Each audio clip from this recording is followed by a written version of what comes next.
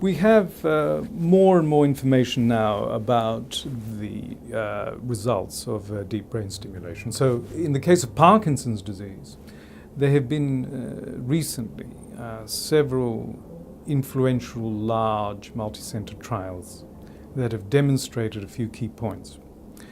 That in patients with advanced Parkinson's disease who are having a lot of fluctuations in their motor state and involuntary movements called dyskinesias, that surgery is better than best medical management, which means drugs, in controlling or alleviating the symptoms of the disease.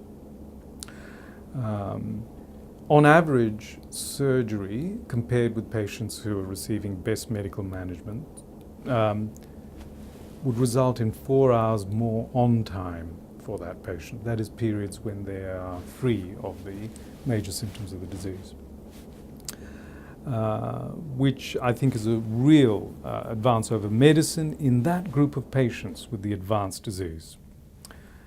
In other conditions where we use deep brain stimulation, for example, dystonia, especially what we call primary dystonia, primary generalized dystonia, the effects of surgery are known to be extraordinary in some instances, and also, as I referred to before, in the alleviation of essential tremor, where the majority of patients will have relief of tremor that's long-lasting.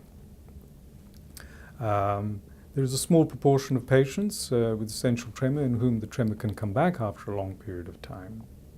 In the case of dystonia, which is not a progressive disease, as far as we know, the beneficial effects of deep brain stimulation are very long-lasting. And we could probably predict, based on the available evidence, would continue to last through that patient's life. In Parkinson's disease, we have information going out at least 5 to 10 years telling us that the benefits of surgical therapy are sustained. But of course, in the long run in Parkinson's disease, which is a progressive disease, other aspects of the disease can catch up with the patient over time.